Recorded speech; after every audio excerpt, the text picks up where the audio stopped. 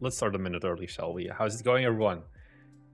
This is gonna be. I feel like I'm over dramatizing this. This is gonna be the second to last stream in a while.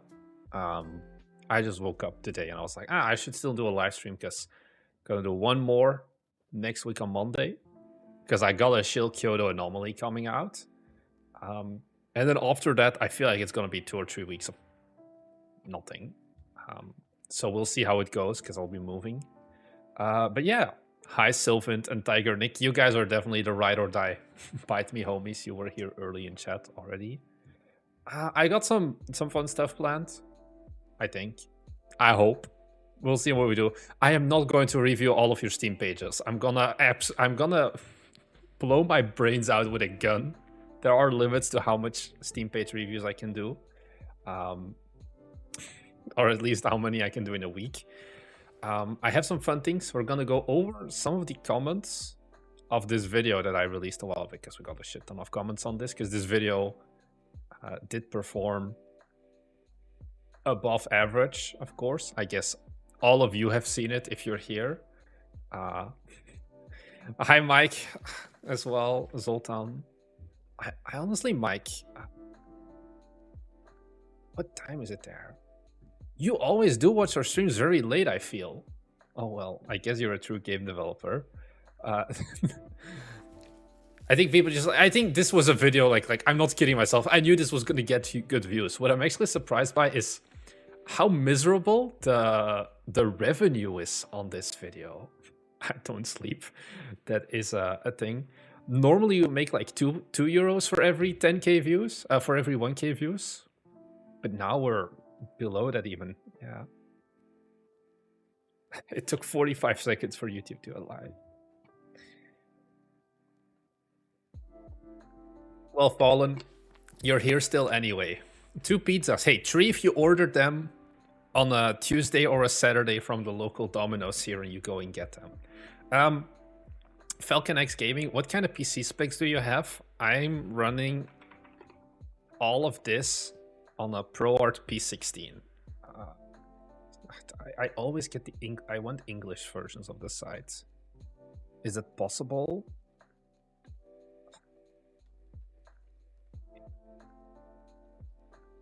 I feel like that's, yeah, this one.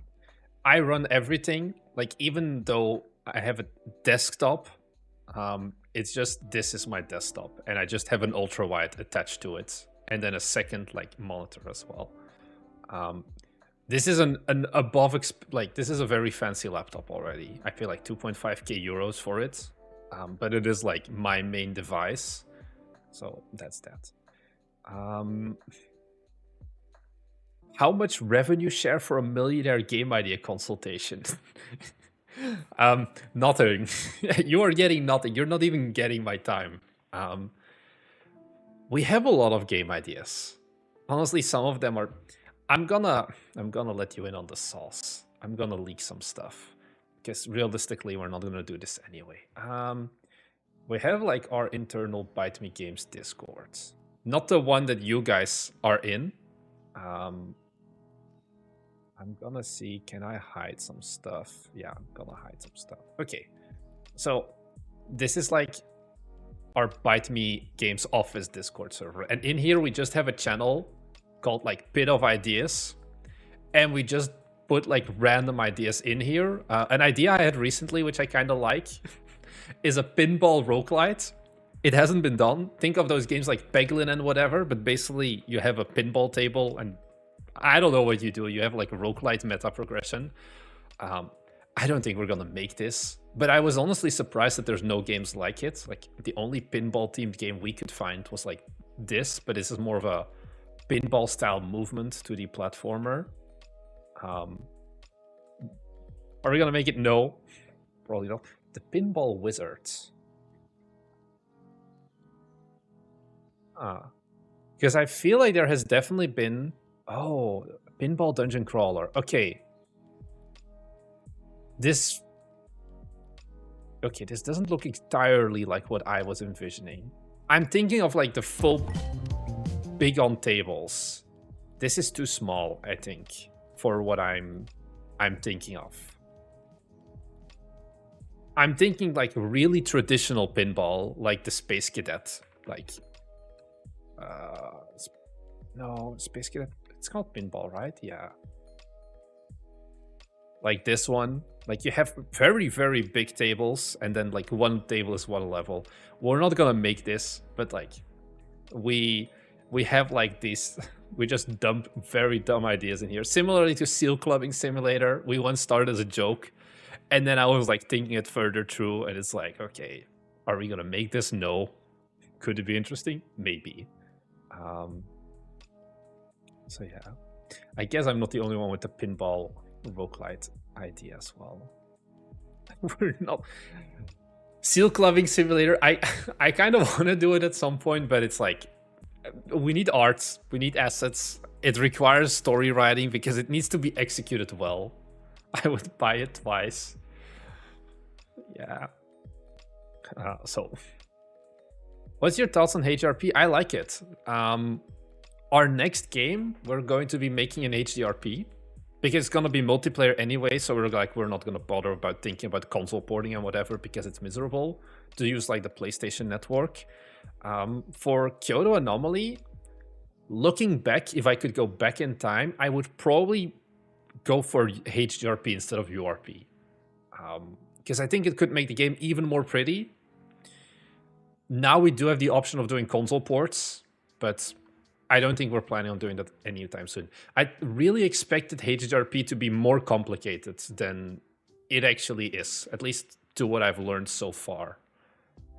Am I planning on refactoring all our URP games to HRP? No. And is it more complicated? Yes, but not as bad as I thought. I don't know how performance impacts and all of those are going to be, though. So yeah. Let's dive in because we're getting some people are starting to tune in. Also, wait 1 second.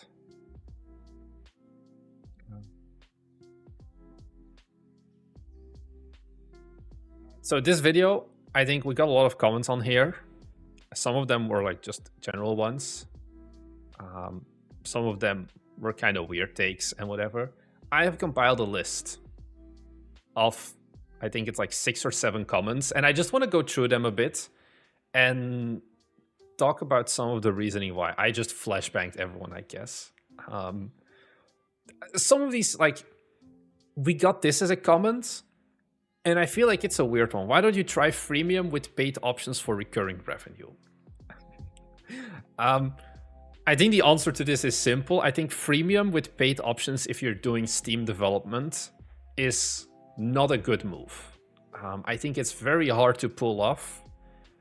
And then, yeah, recurring revenue.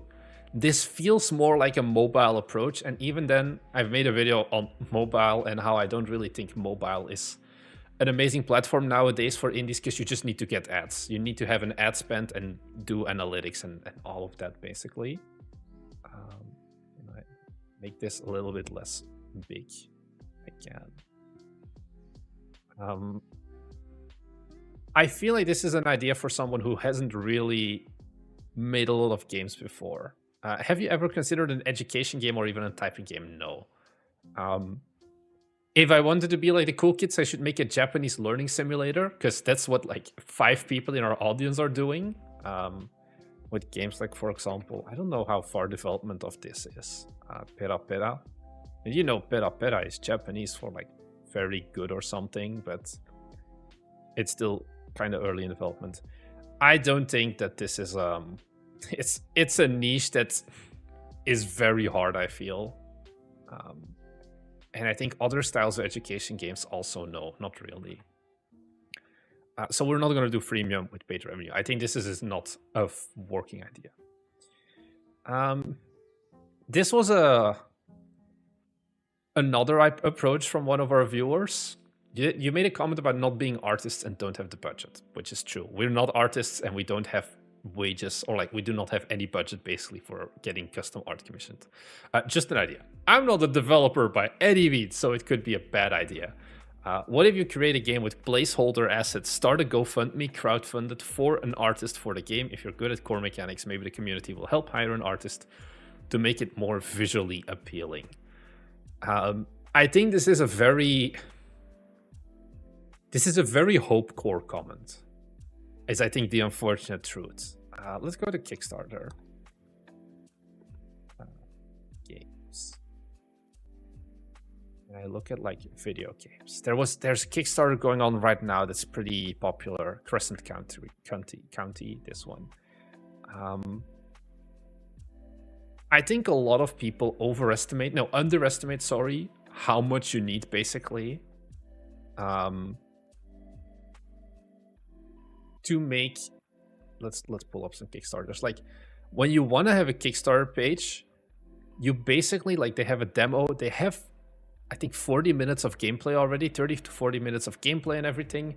They were running, because this is one Kickstarter that I came across before. They already have more wish lists than like 50 of our audience members combined. They're like 33K right now. That's the stuff you need to have before you do Kickstarter, basically. Oh, they put the Kickstarter even on their Steam capsule. Ooh. Games like this as well. Graphic, like, oh my god, is the lowest tier they have 50? I know that's just a feature tier.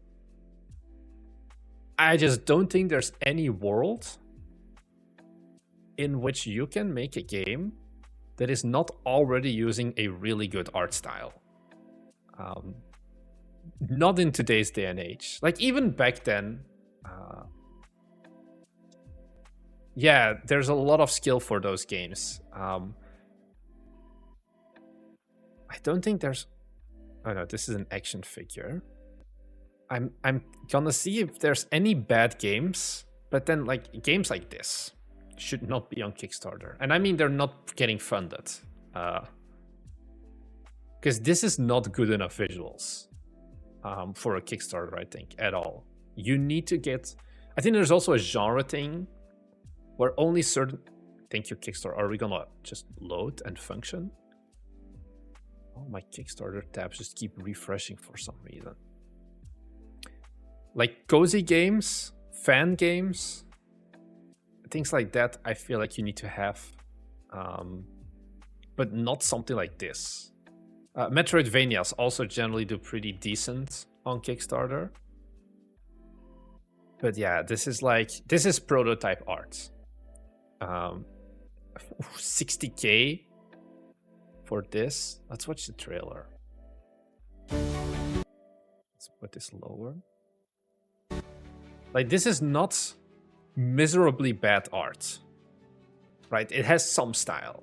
Is it final? I don't know. Honestly, this looks kind of better than 80% of our audience, and our games maybe sometimes as well. Oh, he did a cool spin. And this got 240 euros. A big part of Kickstarter is also just the marketing and things like that. And I don't think a call of like, guys, please help us fund an artist will ever come on good. That car rental stuff looks awful. I don't know. It has more of a mobile. This feels like asset packs, definitely. But it has cohesion. This honestly doesn't look as bad as I expected. This feels like it's a mobile game. The art definitely is. Oh, this is AI generated art. Makes sense. If you say IT professional, the whiplash between this, this is that ChatGPT 4.0 style. You can recognize it. I can recognize it at least. And then a second screenshot is this. That's not amazing. So, going back to this question, start a GoFundMe to crowdfund an artist. I think that is just not the move. I think that's also not something that will ever happen. And with placeholder assets, you're not gonna sell anyone basically, because you want to have that like already finished vertical slice most likely, so that people on Kickstarter can play the demo. It's a chicken and egg problem. Also, in regards to the female artist we had, game art style. Thank you. Come on. Game art style tier list. I think I'll just find it. Yeah, this one. You're talking about Alexandra. Her. She is no longer with us. She did not get eaten by a seal and has rabies, but her internship ended. And like I said, we were upfront with them as well. Like, look, we can't offer you a job here. We do not have money. You think less than 20k wishlist, you student start at Kickstarter? I think that is honestly a pretty valid take. I think you have less.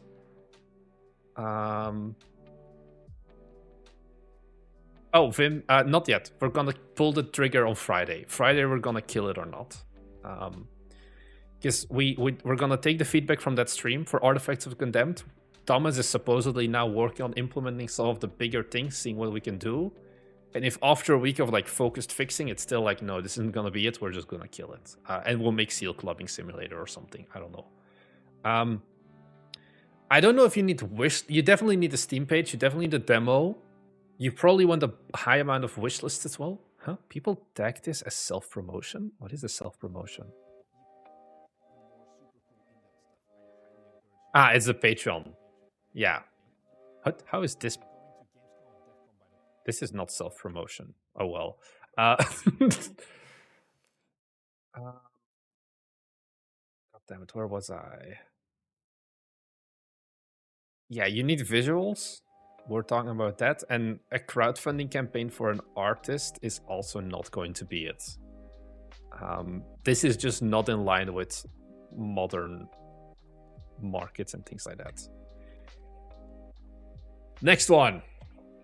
Are you guys enjoying this format? I have no idea. I just was like, okay, what are we gonna do for stream today? Sure, we'll do this. Because there were definitely a bunch of comments that I do think are kind of interested. What happened? Do you need new ideas like a bed stream? No, I'm going over some of the comments we got on the video about like 2 years of game dev, because this video got kind of popular and we had a bunch of people leave comments that maybe were good or were interesting or maybe had the right move, and I'm kind of just, I want to go over them a bit. Because this was another one. This is the balance thing. Around minute 11, you started talking about dropping YouTube. I'm going to make a suggestion to actually continue YouTube like a YouTuber. I think this is what's setting you apart from all other game developers and will be your saving grace in the future. So even if you're not the person that's doing it, getting someone to be that full-time content creator would be highly, highly suggested. Yeah, so we went from 2 videos to 1 video, and I feel like this guy almost felt like, oh, we're just stopping YouTube altogether, which is definitely not the case. For those, once again, who don't know, why did we drop from 2 to 1 video? Because we did 2 videos a week for over 2 years. The problem is that I just felt like I ran out of some topics, or like I wasn't learning enough. I was spending so much time on the content creation part and nothing on the game dev part anymore. So I wasn't learning anything new anymore. And New 10 donation from someone. A baby seal walks into a club and says, "Has anyone seen my coat?" Thank you, someone, for the 10 euro donation. I'll put that in the fund for if we ever make Seal Clubbing Simulator. I was spending about 3 or 4 days a week working on YouTube videos. Oh, Thomas Stewart, you're in here as well. Yeah, you can definitely vibe with it as well. Of those seasons, where I had just said most of the things that I wanted to say, and now I'm learning a lot of new stuff. I actually got 3 videos scheduled for the next 3 weeks already that I feel were only possible because I locked in on game development again. I have some interesting game design things about things that I learned from game design and watching people play our games. I have some things about playtesting because we ran a lot more playtests. And it's a thing of I have to experience what I'm talking about. And I feel like if I do the 2 videos a week, I just didn't have enough time to keep learning. Because at this point, I don't want to keep making the same simple video of, oh, this is how to determine your game design document or whatever. Because like, 1, I don't like game design documents, and 2, it's like, I've made those videos like 3 or 4 times at this point. Repeating content can be good sometimes, but even then I still try to change it a bit. I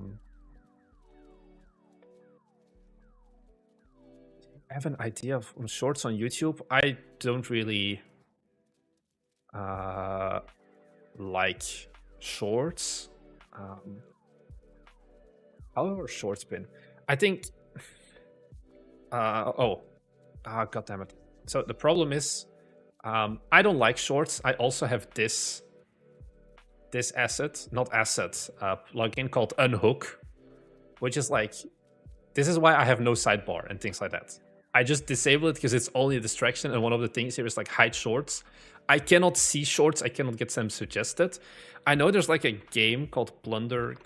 They blew up in devlogs, I think. Also, my YouTube keeps switching to Dutch. I hate it. Like, they got 108k. Like, they have 5 million views for a devlog short. Can I open this? I think it's gonna just redirect me, right? Yeah, this is that Unhook blocking me. I don't know how I feel about it. I mean, it definitely worked out for him. How many wish lists does he have? I'm actually curious. Is it just called Plunder? It's just called Plunder.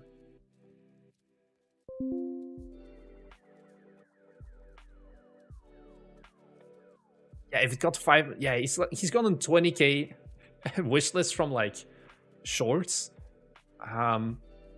I think it's hard. I think you need to go in with a plan. And I don't think devlogs in general are worth it. Also for us, let me open our YouTube studio. Here I can see shorts. Like, performance is pretty meh. Like, I think the best one is the ragdoll one. No, the recent keys and then the ragdolls. 15k, 12k. Like, yeah, it's easier to pull in better numbers. This is still the favorite short I've ever made, where I tier list the different Thomas game developers I know. Thomas Brush, Thomas Stewart, and then Miles Thomas. They're fast to make, but the conversion rate just isn't there. Yeah, you're definitely gonna be biased, I feel. How did we get here? Devlogs? Oh, I remember this thing. Continue YouTube like a YouTuber. The thing is, I feel like there's no other good game dev YouTubers out there. Not like... But what you see in like a lot of other niches on YouTube of whatever it is like there's multiple content creators of the same style in the same niche, basically, whether it's like drop shipping or SMMA or self-improvement or whatever. And I feel like there's no other me in game development, for better or worse. So it definitely sets me apart. Maybe I'm blowing a bit too much smoke up my ass here, or whatever the statement is. Will it be my saving grace, though? I think more and more, I think YouTube is not the long-term strategy we should do. Yeah, your videos, Kex, also are like very short. If you're making small games and don't have much content to cover in devlogs, I think shorts are good to make instead. But I think shorts are still just time-intensive, pretty hard, because you need to go so hard into the hook, and you can't just make one short. You gotta make like 10.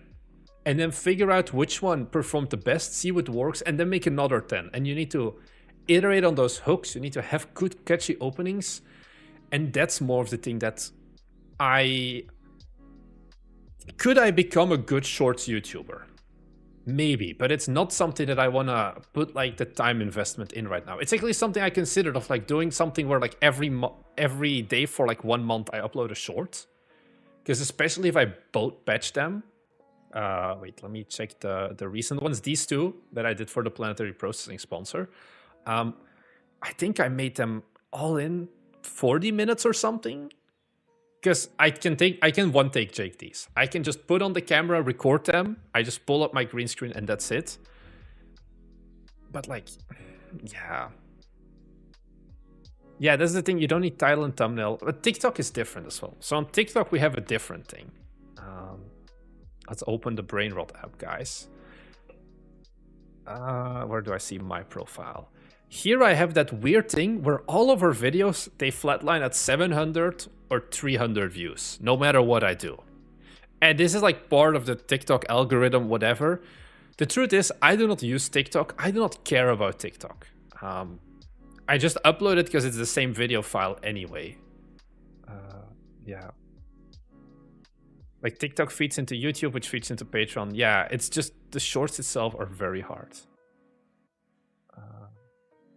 Oh, Damien, mate, I have a specific question. I lost my job and have a runway of about 6 months without the profit from your game. Does your YouTube bring in enough for rent and food? Okay. AdSense alone. Let's take a look. Last 90 days. Why did it change to Dutch again? This is in 3 months of AdSense. 1,160 euros. It's like 1,250 bucks. The answer to that, even if you live in Poland like you, Damien, I'm pretty sure that's not really gonna be happening because Poland is like the most expensive part of Eastern Europe. If you could pull in sponsors, then it's more. But you're not pulling in sponsors, I think, unless you have over 10k subs, is the general number. Yeah. Instagram as well, like Reels. I think it's also very... we do also upload on the Instagram. Some of these get like fuck all views. This is like the old ByteStream ones. Like this is definitely the by far best performing one. I never took this one seriously though, because once again, I do not use Instagram myself personally either. So no, there we go. That made your next viral game. You got this, Damien. Time to start eating beans and toast to extend that runway. But yeah, basically YouTube AdSense itself is not it. It's sponsors for us most of the time. I feel like I've been derailed from this same question like 10 times already. So I'm going to actually continue YouTube like a YouTuber, I guess. I'm not stopping. Will it be a saving grace? I don't think so, but it will definitely be something that will bridge that gap between now and me driving around the Lamborghini in X amount of years or whatever, I think. Where it is definitely a core part of Byte Me. And then the last part, so even if you're not the person that's doing it, getting someone to be that full-time content creator would be highly, highly suggested. I feel like this would not work. The channel is called Byte Me Games, but hot take, I feel like most of you guys are watching for me.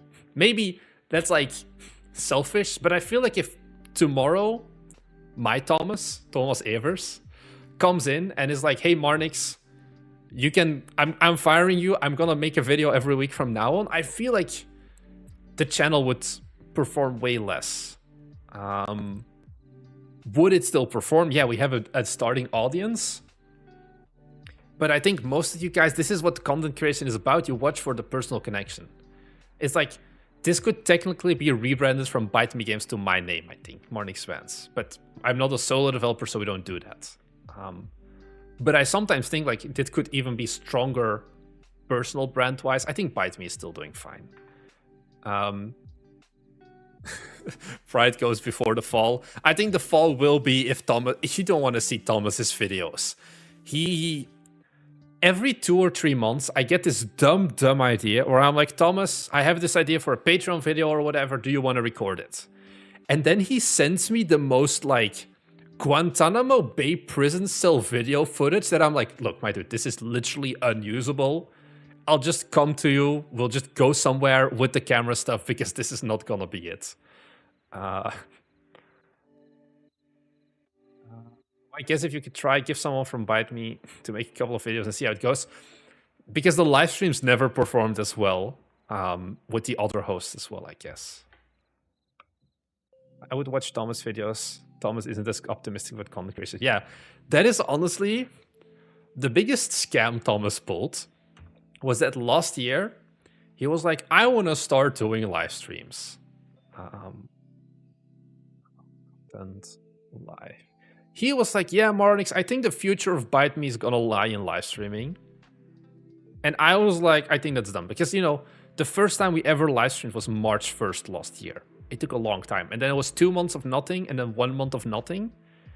And then he was suddenly like, look, I want to go more into this. I want to be a Twitch streamer. He likes Twitch a lot. I'm a YouTube boy. And then he did like live streams for like 2 or 3 months. And now I'm just here solo. And he hasn't done a solo live stream in like months at this point. Sup, Marnix, what you need? We'll get to that later. You can just come chill with us for now. So the live streams, it's like the biggest bait and switch. I didn't want to live stream the first like 4 months or something. I think I'm getting more comfortable with this style of stream as well, where I kind of just pull up and do this shit. I don't watch a lot of live streamers though. I watch live streamers, but not live. I watch like VODs, and not like full-on VODs, but like the 10-15 minute clips or whatever. But I honestly don't know how the fuck you're a live streamer. I guess I'm doing fine because people are watching it. I think live stream plus rare videos works well with Patreon for monetization. I think it works pretty decent for us. I still think it's not optimal. So overall conclusion of this comment, because I feel like I've been on this for 10 minutes, 20 minutes or something. We're not going to fully drop YouTube. We're not going to swap content creator. But I think this was overall... I think he's right that dropping YouTube altogether would be a bad idea. But we're not doing that, so it's fine. Coming into that individual keks with Patreon as well. Oh, Sub-Zero, you're here as well. we're calling you out. The guy is in chat, so I guess that means we can go further. While one video a week is your decision, from another perspective, I wonder if people drop their Patreon subscription because of the less content. Only reason I say this is because at one time I subscribed to another Patreon because I want to support a content creator, and the Patreon content was just bonus. But when they started releasing a lot less content compared to before, I dropped my subscription. Not saying everyone is like me, but I always saw Patreon as my... But I always saw it as my Patreon sub funds a content creators publicly free... I always saw it as my Patreon sub funds a content creator's publicly free content to be created as well. I think that's a valid point. I think this hasn't happened. Our Patreon has been extremely flat for the last 6 months, for better or worse. I think I can see it in here. No. Insights. Let's look at the past 6 months. This blue line is the paid amount of, like, if you squint, you can see like very slight tops and like ups and down, and overall it goes up a little bit.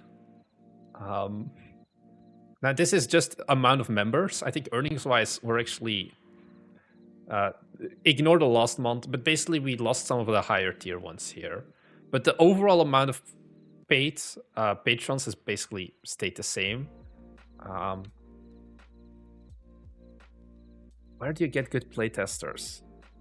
I don't know what's good for my or not for my game. It's a hard one. Itch.io builds. Uploading builds to Itch.io has done for my virtual friend when we made that helped a lot. Yeah. Another content creator may just be making videos. Yeah, I think part of the appeal for our Patreon was never the fun to free games, but at least that's what I would like to think. I would hope, I'm gonna say hope. Yeah, you can get Patreon if you want to just support us, but I think you're not getting the most out of Patreon then. I think you should get Patreon more as kind of our premium learning platform, for however you may want to call that. Lion Art, next Monday, you can spend the whole $4, no, $3.60, because there's going to be a launch discount on Kyoto Anomaly, and you better review them.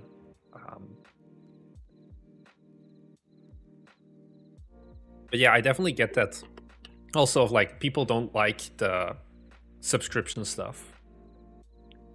But it is very nice for me to kind of be able to say, okay, next month probably we're gonna earn about 900 euros or whatever, because we're not going to massively drop complete membership.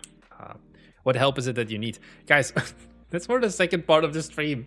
You're just gonna have to chill for now. So yeah, I think this is a valid concern. I think it hasn't happened for us, basically. Random idea for boosting Patreon would be ... What is it going to be, Sub-Zero? Because it was also something that I was worried about. Let's go back to analytics. What do you think about stealth games? I think they are not the best. Let's go and take a look at the last 90 days. Can I see the last 365 days? Why can't I see this by month anymore? Ugh. Overall revenue hasn't really gone down on AdSense either, despite uploading. Like you can see, this is the last time where we uploaded. No. Yeah, this was the last video where we did like 2 videos a week. So it's been like 6 weeks at this point. And ad revenue has been tiny, like a little bit down, but like 50 euros or something. Like not enough that it really matters. So yeah. The Bite Me house. Unfortunately, we are not starting a content house. That's the Suck Me Games Bob house. That's gonna come at some point.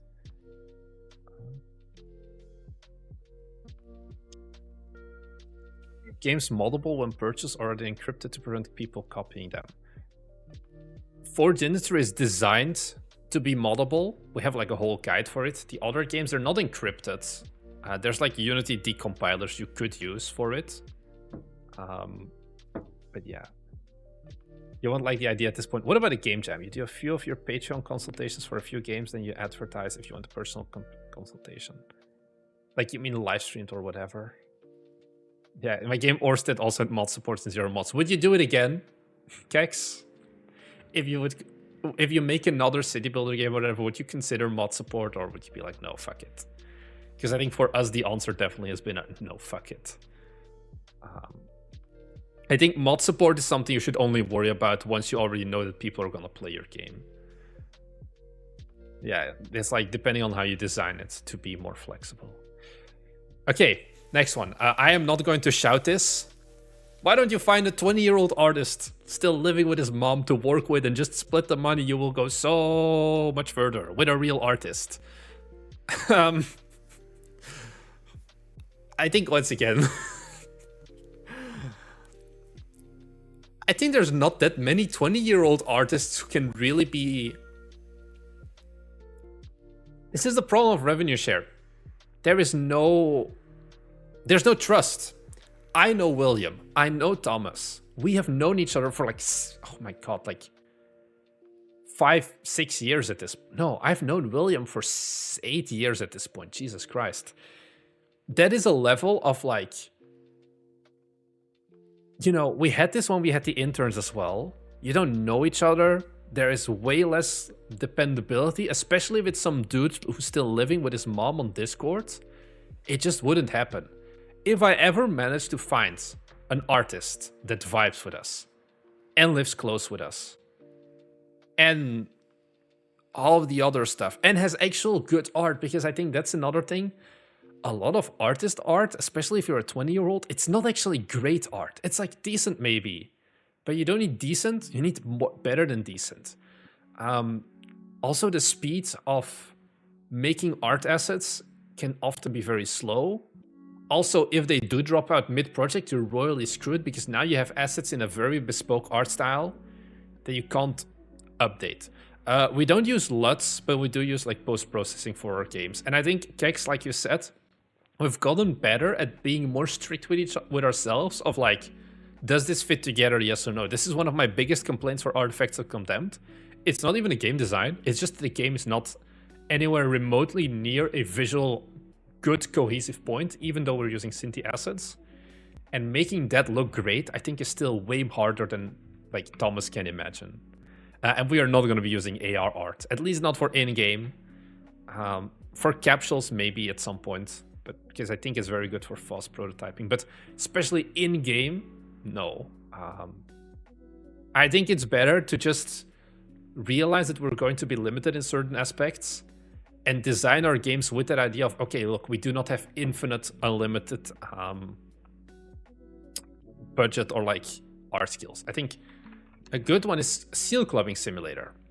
There's a lot of really good Arctic assets. Like, it would be an environment like this or something. I think this looks great. This does not exist for Unity. This is only basically like these more realistic assets only exist for Unreal. This is actually one of the reasons why it's like, yeah, probably Seal Clubbing Simulator is not going to happen. Because if you look up the same like Arctic here, this does not look amazing. And this is also a very limited asset pack. Most of these are very limited or like stylized or just don't look good. And that makes it a lot hard. Like, yeah, this looks cool and all, but it's, I think if I remember, this is just one big mesh basically. So it's kind of hard to do anything with this.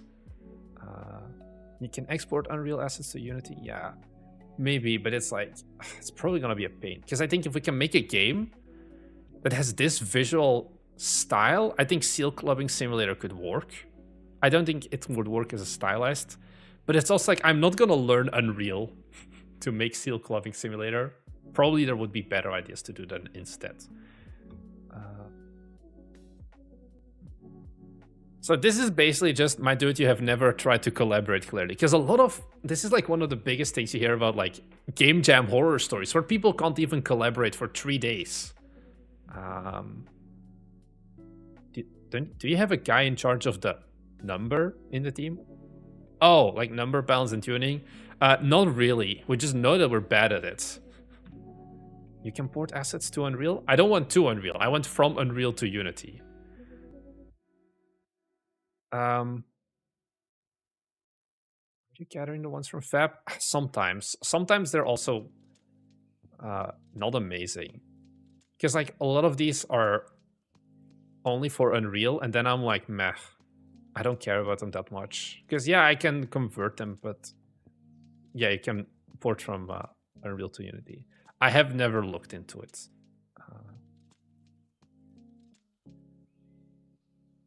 So yeah, this is an L take, I think, in general. This was another one that came in very recently. But if Unicycle Pizza Time was your biggest success, why not improve on it? Why are we making these Anomaly style games? Why are we making Artifacts of the Condemned and all of that? And I think this is so much to go into. Because on the surface, the guy is absolutely right. If you have something that is proven to work, like, let's pull it up. Cycle Pizza Time to this day, it's made 25k gross. We've definitely shown that people do have an interest in this game. It's the best-selling game we've made so far. Then why are we suddenly making all of these other games, right? Let me pull up my word again. It's a multiple-fold problem. The first one is that we don't have any good ideas. Because we actually prototyped back in September last year, right after release. We wanted to make a wheelchair Pizza Time. It's like the working title we had for it. But it's like difficult game about wheelchair was the one here. But it's like, I don't want to make a game like this. I think that is one of the bigger limitations that I've set to myself. I don't like this style of games where it's like just a bunch of assets thrown together into the air. It's the same as your only ups, as your so many other ones. I feel like this is not a good game design. Wheelchair Pizza Time would probably play well on Switch. Yeah, if they have wheelchair basketball, what's stopping us from Wheelchair Pizza Time? But we prototyped it with the controls and it just wasn't fun. And that's the thing, we just haven't come up with a good idea that is actually something unique. I don't want to make another Pogo Stuck or whatever. I think that's also meh. Another recent game was like pushing it with Sisyphus. The dude just made a second co-op only game instead of just a multiplayer with a full, Jesus Christ. How does this have 53% positive and still get 300 reviews? Oh well.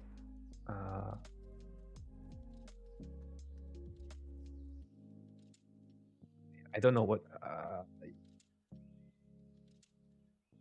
full shelf schedule 1 art style, yeah, and then UE5 is slow. So that's kind of the thing. It's like, I'm down to make another pizza like, but I just haven't had good inspiration to make a game I actually would enjoy playing. You know, it's like a Pizza Time we enjoyed. And forcing these ideas, I think, is just a bad idea.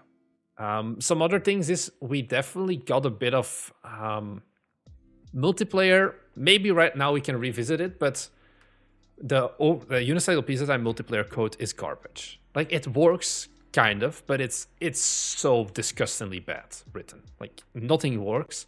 Magical Girl Guardians are multiplayer code also real wasn't good. So we kind of now have a bit of a, oh, let's wait, multiplayer isn't as easy as we expected. I say this as William now is starting to work on a new multiplayer game. So maybe once we get a better understanding of making multiplayer work and be network synced correctly, we can also revisit it, because this is another requirement. It has to be multiplayer. Has to be. That's one of the core things. Has to be multiplayer and shouldn't just be a bunch of blocks or whatever floating in the air. Why was the previous comment about bringing on a 20-year-old basement dwelling artist a bad take? Because this does not exist.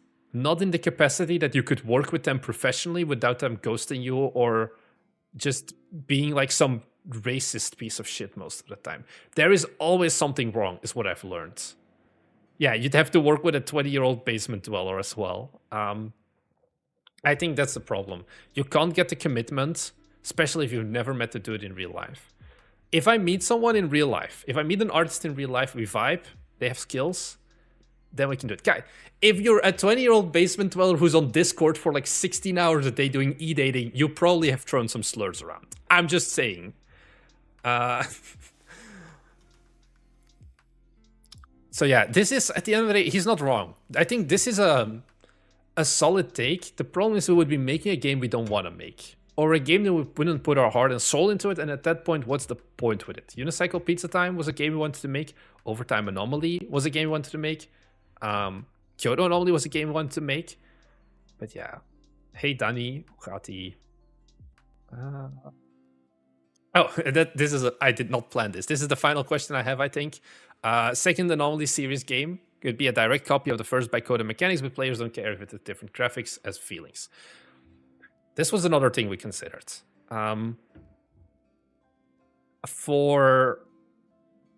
Let's bring it back to, okay, I don't really like I'm getting a bit burnt out on the Anomaly genre now, because we've done 2 of the games. I don't regret Kyoto Anomaly, but we considered of like, hey, do I just make, whilst William and Thomas are both working on bigger games, I copy-paste Kyoto Anomaly, I nuke the level, and I just make an entirely new game. Actually, because I like looking around at new assets. Where did I go? New assets. See more. And then I do this often, honestly. And then I go to like, okay, give me all environment assets released in the last month. And I came across, where is it? Still here. I'm gonna sort by release date, publish date. I'm not gonna find it. Here, this one. This was an asset I ran into. And I think this could be like a good Anomaly environment asset, like a Chinese alleyway. But then I realized once again of like, yeah, I could make this, but honestly, I would not enjoy it at all. And I think the world doesn't need an awful lot more Anomaly Reichs right now. Theme Park Anomaly, Hospital Anomaly, Medieval Fantasy Anomaly could be a fun one, actually. I think one of our viewers is making that, though. But I think, yeah, I think a hospital has been done quite a lot already, so I would not do that. Yeah, like a Kowloon Anomaly. What would you enjoy? Not another Anomaly game, is basically what it comes down to. I would like to make another Unicycle Pizza Time or whatever, where I can go buck wild on level design again. I enjoy making the levels for Unicycle Pizza Time and for Kyoto Anomaly and Overtime Anomaly. But I think just reskinning Anomaly games is not what I kind of want to do with my life. Have you ever used music from the asset stores? All the time. All the time. All their music is from asset stores. I've never touched... No, FL Studio is a program I have touched, opened, looked at, and then be like, nope, this is not for me. 3D platformer, I feel like people want them. I feel like you're wrong. I'm gonna leave it at that. So yeah, what was this question? Yeah, so this one, 100%. We can do this. If I wanted to, I can have another Anomaly game in 2 weeks from now. I'm dead serious about this. But it wouldn't be a good game. I don't think it would be a good game, and I think because of that, it doesn't make sense, even if it's such a short development cycle. We're putting out games that shouldn't be put out, and we're just becoming part of the problem then. And I don't want to be part of the slopification of Steam. I was looking at the Steam upcoming games. There are 47 games releasing on next week on Monday, on the same day Kyoto Anomaly release. And it's like, do I really want to add more games to that? Not really. Yeah, it's been a while. It doesn't sell. Not nearly enough. That's the thing as well. We're getting the wishlist numbers now. It's not good. So that's also why it's like, yeah, if Kyoto Anomaly makes like 10K, yeah, I'm gonna pump out more. But I realistically do not think it's gonna get anywhere near that. Haunted House Anomaly, but the anomalies are not the monsters, but mundane events don't belong there. That is a unique one. Biggest weakness is no FPS hands. Get to leave my big 29-year scope game. And now you're complaining about it. I'm sorry, Law. I think it just wouldn't make the money, guys. I think that's the problem. You want to see something dark and bleak? I didn't know I should share this. I'm going to show you something very dark and bleak. Kyoto Anomaly is currently sitting at 716 wishlists. This is with over 1 million views on YouTube. It's just, I was shocked when those first videos came in and when the first wishlist came in. This is not it. We have had good coverage. We've had better coverage than Overtime Anomaly. Yet it has had even worse wishlist coverage. If I look at this number, I'm gonna be happy if we can break like $1,000. And that's the thing. This is basically the reason why I'm like, we're not making more Anomaly games, because I think we're doing new stuff already with things like the voice acting. We have side mechanics. We have 5 different endings, but it clearly still isn't really appealing enough. It made sense for us because we were in that flow of making Overtime Anomaly to do this quickly.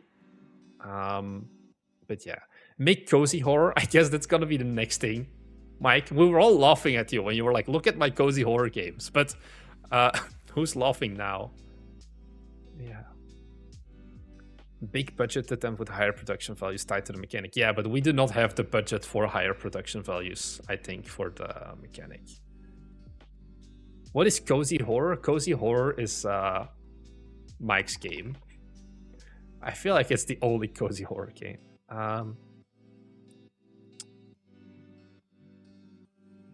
The boba tea shop. This is cozy horror. You just run a little boba store, and then there is spooky stuff as well. Kiosk, yeah, kiosk is another one. Is kiosk? Yeah, but this one is published by pretty. I think No, this isn't published.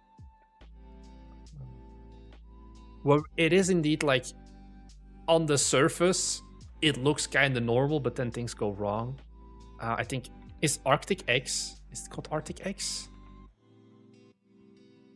I think this could be considered as cozy horror as well, where you're baking. This is such a weird game, honestly. Where it has like very weird baking physics, but then it's like a horror game as well.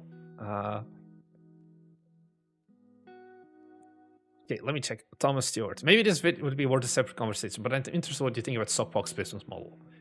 I think Sockpop would be the end game. Because at the end of the day, Sockpop is just a bunch of lads. Not just lads, I think. Friends.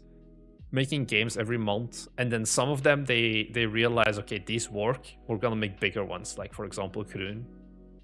And yeah, of course, Stacklands. They make games first in like a month. They also have a lot of missers. Like, not everything. Ballspell. Like, some of their games are like 7 reviews. 10. This is very Dutch. You can tell that they're Dutch developers. They have an art style, though. I don't fully understand. Like, could we go the Sockpop route? Kind of. I don't know. I think I've talked about this before, where how I kind of envision Bite Me Games to, instead of being an individual developer, be more like a mini indie collective with 3 sub-studios, me, Thomas, and William. And then like I support Thomas and William with marketing and they support with programming, whatever. And that way we can also, we just released one game. This is a very unique game. Aaron's Bike Trip. is a video game about a short bike touring trip where you explore the Dutch countryside through a whole bunch of 360 videos, photos. The guy was just like, I bought a 360 camera. I need a reason to sell this. Or like, are you guys worried that you're underutilizing William? I don't think so. Yeah. I think Sockpop indeed, they have that art first approach and programming second. And we are programming first, art second. I think the collective could be an idea that is like further expanded upon. Because there's like another game developer that I know in real life, who's a really chill dude. He has no fucking clue how Steam works and all of that. He's like, as much of you can envision a programmer basically as possible. And the game looks all right, but it's like, he has no idea how to set up a Steam page, how to create a good caption and all of that. And I'm also like, look, I can help you with that. I know how it works. Making a capsule for me and making a trailer for me, I can get you both in less than a day of my time. Whereas you could probably spend a week on them, even longer. And that idea of meshing some skills could work.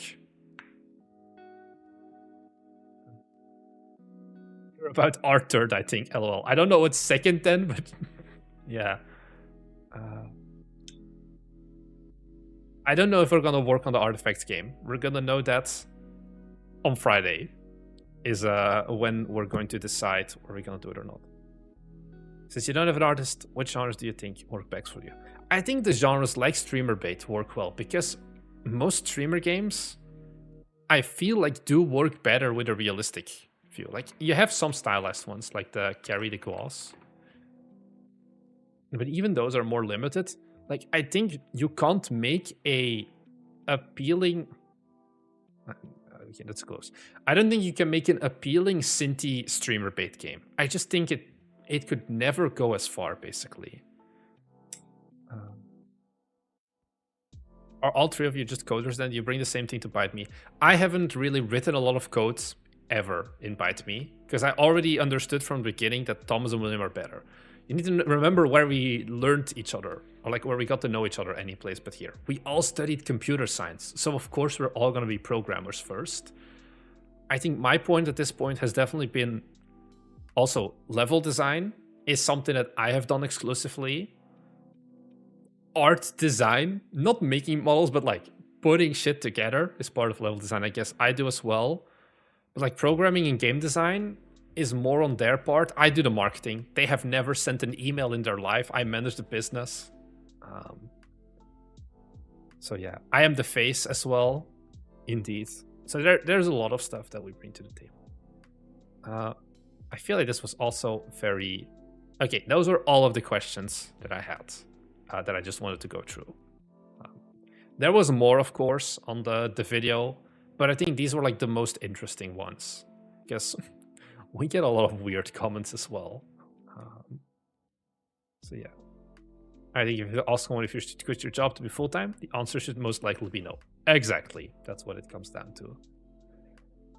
I think that becomes games are an expression of art and not just us. I think being a studio of all programmers might be shooting you in the foot. Yeah, that brings us back to that problem of finding a 20-year-old basement dweller isn't really an option.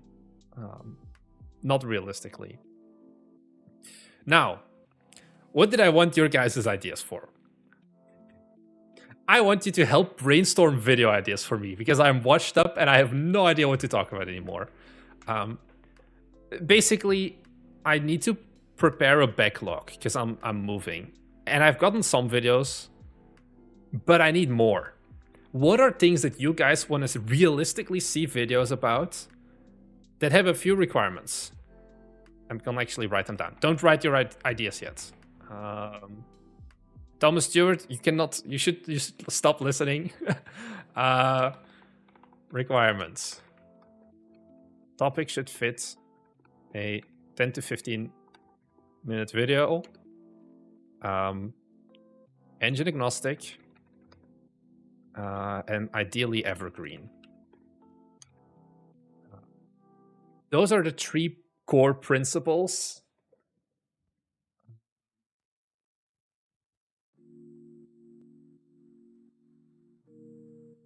Game prices. No. Engine agnostic. Trying Bevy. Talk about struggling, what to make next. I don't think we're struggling about that. Or you mean struggling about what video to make next? The problem is, this is something I realized. Why am I asking you this?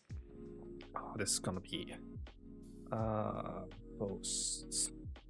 It's gonna be very far. Like, I never understood really. I can talk about my problems, but you guys are not me. And sometimes it makes sense to look at what guys do you want to know, because I can be like, oh, everyone knows this thing about game development, right? I don't need to make a video about that. You should bring on some charming indie dev guests and ask their top 5 or top 10 things. Okay. Thomas, dude, you know my thing. I'm planning on that actually. I prefer to do those things physically. Should I give up after spending 1 year on my project and try something new? Video about that is coming out not this week, but next week. Already scheduled. How to write content creator. Releasing a game that you feels underperformed and how to carry on when it's hard. That already exists. Pretty recent one as well. It's called What to Do When Your Game Won't Sell. This video was released in March. Covers basically that. Make a review of Gunnar games. What does that? That doesn't fit the channel. Like, okay, productivity tips. Frank, how do we put productivity tips in a video, you think? Is it like, is that something that works really well always? It's like, the tools I use. The problem is I don't really use productivity. Okay. Code Monkey Bad Stream not gonna be happening. New game genre tier list. Thomas's workflow, like programmer workflows. Very boring though. I can make them into shorts, but not in full-on video ideas. You know what, guys? Give me shorts ideas as well if you want.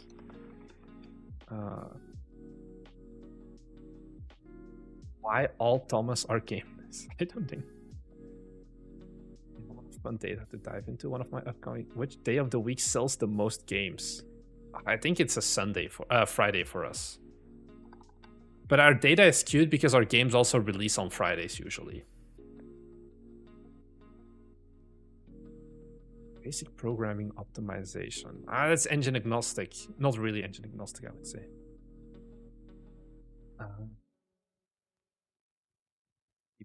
Okay, I get it. Like, what makes me okay,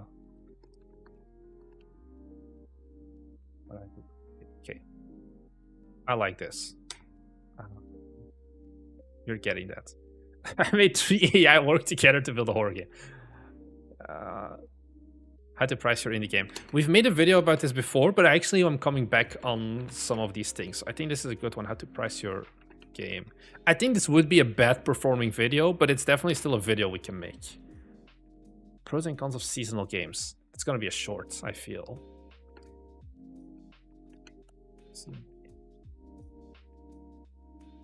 Same game in UE versus Unity versus Kyoto. The problem with that is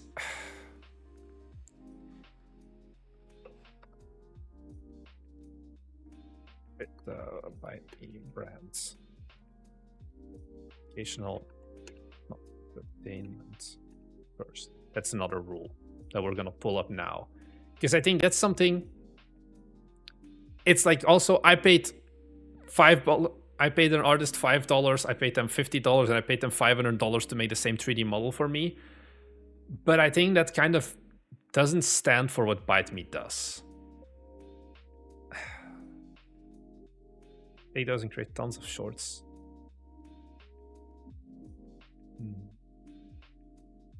Choosing the right Steam tags. We're not doing any jams. Negative news about AAA gaming with clickbait thumbnail. ByteMe brand, my dude. How to take assets and make them look like your own.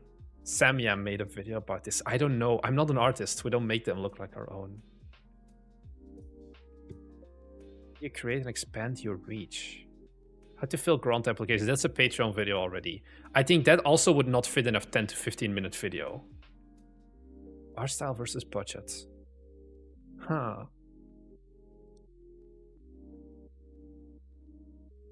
React to you. I don't want to do React. I don't want to do React videos. The bite me. I guess something like an engine rundown. Genre specific engine rundown. I think it's kind of a, yeah, I can make something of that. Indie game reviews, but with bonkered standards. That sounds like a live stream idea. Okay, new category. Stream ideas. What would it be then, dear Shion? Like overly critical? I feel like I'm already overly critical. The Clark tank. I am not familiar with the Clark tank. What the hell is the Clark?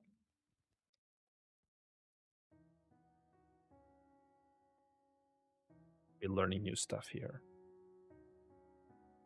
Do brace yourself games. How to make video games.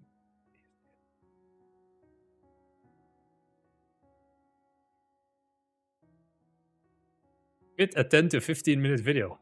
1 hour and 33 minutes. 1 hour and 40 minutes. 1 hour and 41 minutes.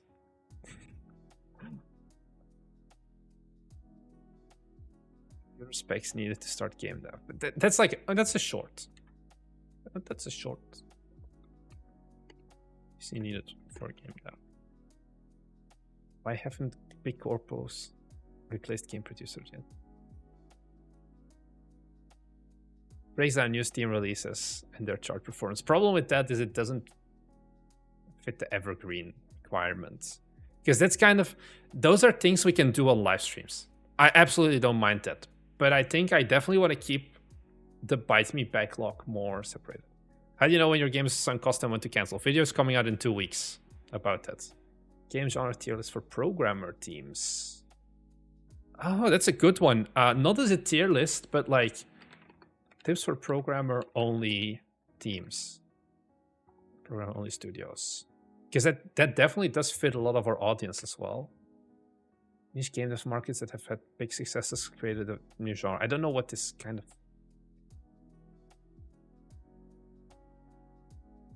You tier list the dev experiences. Oh! Tier listing our game releases. I had a stream idea, kind of related, maybe, where I just go and replaying all of our games at some point. Where like I actually go and look back at Forge Industry and was like, wow, this was an ass game. Because I don't think you guys have ever seen me play Unicycle Pizza Time, for example. You've heard me talk about it, but you've never seen like, am I a cracked player at it or not? How to upload your game to Steam and take that one video from that one Finnish guy. I definitely... It's a Patreon-only video right now. But it could definitely be something to reconsider. I have like this video on Patreon of like everything you should know about Steamworks, which is like 32 minutes of just click this button, this is how tags work, this is whatever. Maybe see if I can break this down into something more beginner friendly. Learning Unity daily tips. A bunch of teams and pick a few. Then talk about how those... I had another stream idea. It was like vibe prototyping is what I call it. Where I just take like a prototype and I just back and forth LLM, turn it into like something in like an hour. Because I'm pretty decent at that.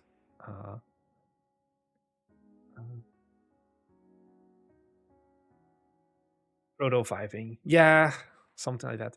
The thing with... I don't mind... Wait, let me pull up. I'm planning on doing some collabs.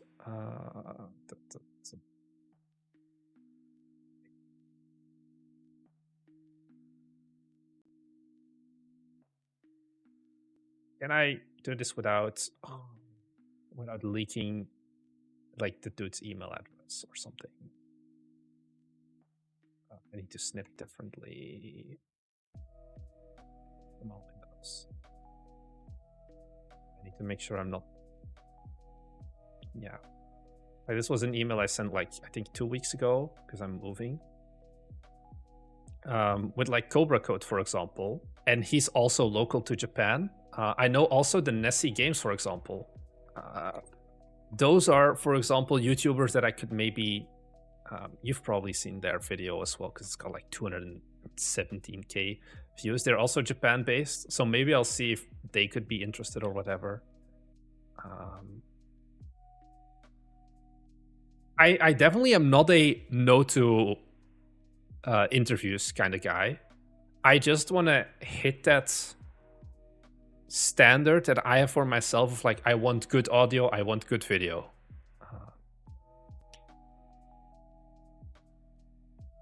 Your previous message did send Winkel.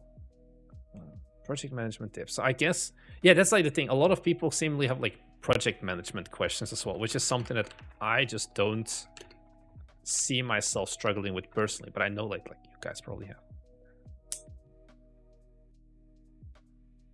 How much time on marketing dev art? I'm not gonna check out your game, Rani.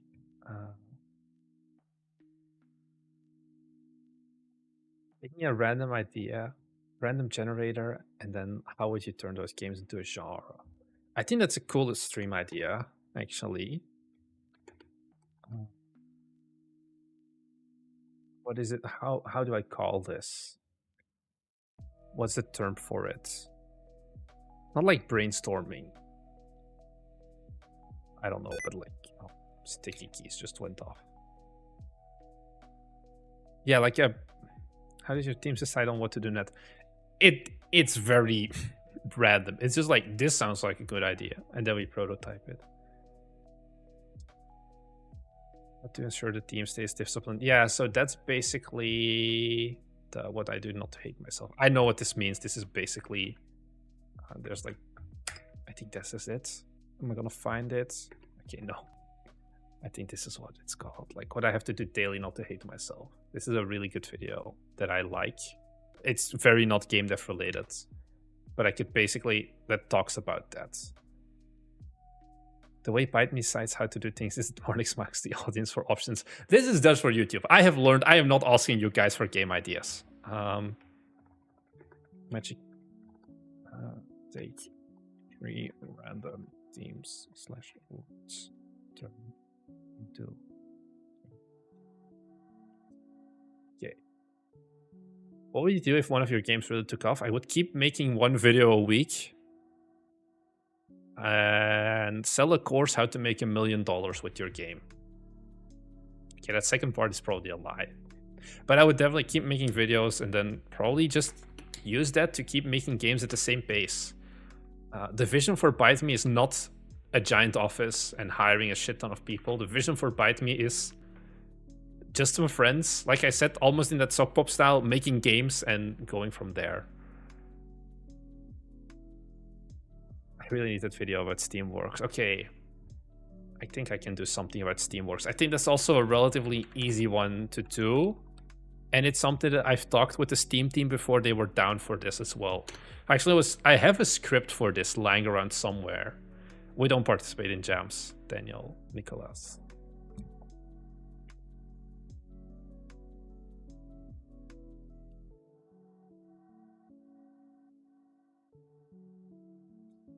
Game breaks. Can learn from schedule 1. Guess we have enough ideas and we don't need to join jams to prototype more stuff. Staying healthy whilst being a game developer. I think it would perform horribly, but I do like it. Yo, I have done this. I have done this last year. I think it's literally gains in the gym will lead to gains in your games. It performed horribly, but it basically talked about that. I think it talks about like, don't eat carbs if you want your brain to function. Hit the gym if you want your body to function. Game dev cooking. I'm on the carnivore diet. I don't know if that's like something I would suggest to other people. But it did definitely help for me. I do it in like bursts of like, not like bursts, but like 4 to 6 weeks usually. I don't know if it's worth to remake. I had to get rid of those sore knots in the back. You get yourself a loving girlfriend who gives you back rubs every day. Yeah, game dev mentality. Okay, so I feel like that is a recurring theme here. Had to make and maintain a connection with your YouTube audience. I think the thing with that is you shouldn't do YouTube. Not if... Like, the YouTube videos, any place but here, they wouldn't make sense on the Bite Me channel. They would make sense on, like, a personal channel or whatever. That is kind of standalone from Bite Me. Home desktop reveal could be a fun one. Make a Bite Me Games visiting Efteling vlog. I am moving in 5 days to Japan. I'm not putting in an Efteling anymore. What YouTubers can you recommend? For what? What are you looking for? Gooder games? Like, what style of YouTubers? Game dev YouTubers? Because then I don't have much. Oof. Oof. What are my subscriptions? Let's take a look. If YouTube wants to load. I'm just gonna pull up everyone I'm subscribed to, and then I'm just gonna go through them. And okay, Indie Claim Clinic, easy W. Brano, kind of out there, but sometimes has base stakes. Thomas Brush, I follow him more. Like, if you like the interviews, he's good. Orange Pixel, meh, he's okay. Aramus, he's my mortal enemy. Lost Relic Games kind of dropped off. Not much game dev here. This one is a hit or a miss, but lately it's been more of a miss. This one I don't really know. Only makes sense if it's Kyoto, hasn't uploaded in a while. Code Monkey, if you're using Unity, probably pretty good. Doesn't upload really. This is a new one I'm looking into of like world building. It's just pretty good. Randy hasn't uploaded in a while. Jason Wyman definitely no, I would say. Rocky Mullet hasn't uploaded. Like most of these hasn't uploaded. Thomas Stewart hasn't uploaded in a while. No, you did the one interview, I guess. And most of these just don't really upload. No, none of these have uploaded in like a very long time. So basically, I think the ones that I personally watch the most right now is an Indie Claim Clinic and a Brano. Those are the two only ones really that I watch most of the videos from. Yeah, Scientia Ludos. Is he in my subscription list? He should be, yeah. But he hasn't uploaded in like 2 months. That was one thing. Is it like too cheap to just remake this video? This is like the one video I'm like, should I react to this? Because it performed really well. I think it's an amazing title. You don't actually want to make games. Ah, fuck it. I'm gonna yoink it. You don't actually. I just have to find a way to make it less rip-off. Like top 10 YouTubers to help you learn. I'm gonna make it a short. Maybe. Are you happy being a game dev? I'm happy, but I'm more than just a game dev, I would say. But the current state, I'm happy. Is the game dev dream real? Nah, do I want it as a question? I wouldn't want to do it as a question, I think.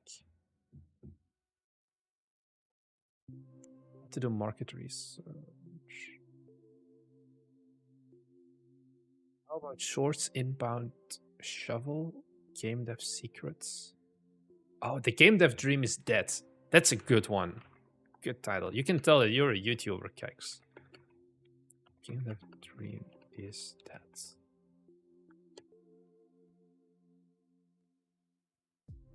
I feel like I'm gonna slightly rephrase the ending, but I think the game dev dream is dead is a very good start. Mobile game development, made a video about that 2 months, 3 months ago. Why I don't like mobile. Oh, fuck, it's been 5 months already? 4 months? Yeah, I already made a game about that.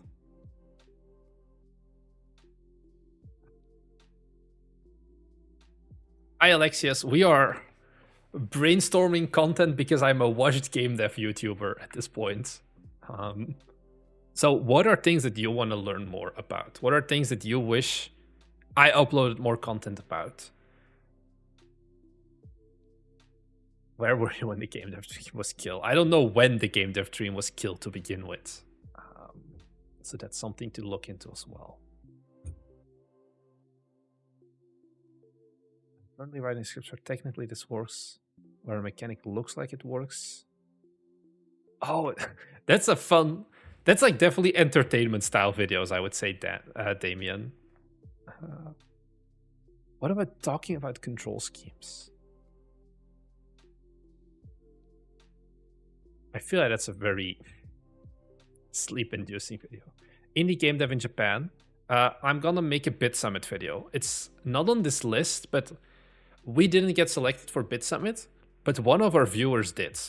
So I'm most likely going to help them out, like go to their booth for a day, and then like make a vlog about the experience of like what it's like to be like at one of these booths and selling flyers or whatever. And then I'm gonna see also if I can do some Japanese game dev interviews and things like that. But to make recommended plan or roadmap to follow if you're a solo dev with a 9 to 5. I feel like we've made some videos about that recently. October 24. Investigating game dev conspiracies. I don't even know about game dev conspiracies, at least not indie ones. Painting game dev, the most painful stuff that should and be more. This is kind of something that I could probably... It's not hard, you just don't want to do it. It's not exactly what you mean, but it's one of my mentalities I have of like, often you look at it and like, oh, I don't want to implement this mechanic, whatever, it's going to be so hard. And it's like, no, you just don't want to do it. It's like same with level design. It's like, it's not really hard. It's just not something you would prefer to do. So you just push it to the side for a long time.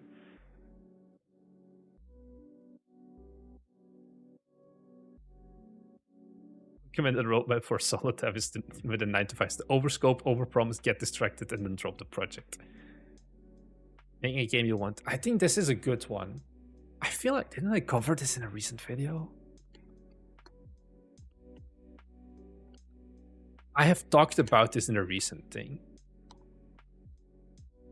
I feel like I'm... Was it on Patreon? Oh, I talked about it in the video coming out on Friday. I remember. This is one of the timestamp points. I think I can... Spoilers. Yeah, making your game. It's at 2 minutes and 6 in the next video. What makes good level design? Probably I'm not a great level designer. When was the last level design video I made? This was January. This could work in like a few months.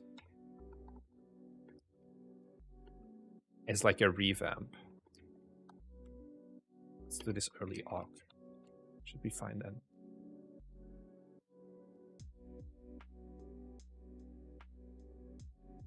Screen prototyping sessions. This is on the list already. Via prototyping. The best steps to start projects and take it to the finish line. This is so many things. That's the problem. I feel like it's hard to put into a single video. I don't know if this video fits. Oh well, we're gonna keep it. Choose a genre. Yeah, that's a better version of making the game you want versus your players want. What genre should we make? Okay. I think we're getting... This is more ideas than I need, I think. Laboratory Anomaly game incoming? No, not anytime soon, Steven. I think I've gotten the help I need. I'll probably be able to get like 4 or 5 videos out of this. Choosing your game. Making a game in 1 hour only using AI. How not to make games. Ooh.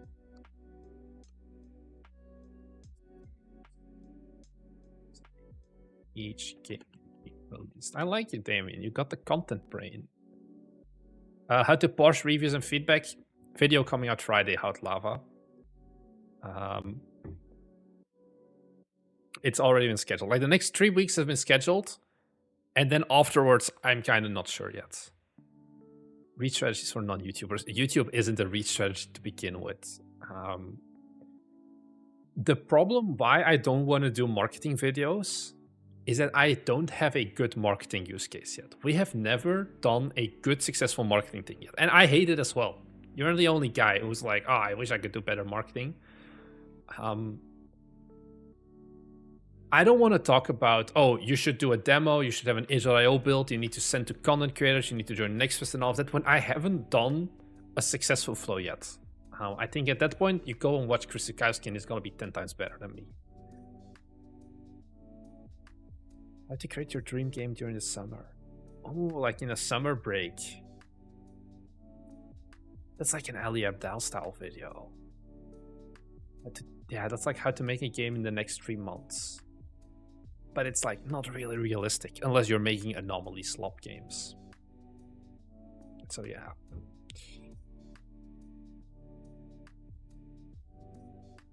Idea to release an overview. This one I made, I think. Timeline